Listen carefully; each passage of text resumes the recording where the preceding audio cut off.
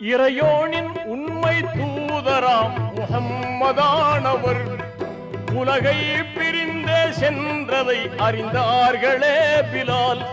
இதனாலே உள்ளம் உடைந்து மிக்க வேதனையதால் இரு கண்களும் கண்ணீர் வடித்து கதறினார் பிலால். தெருவெல்லாம் திரிந்தார் பித்தன் போலே மதினாவிலே சதா.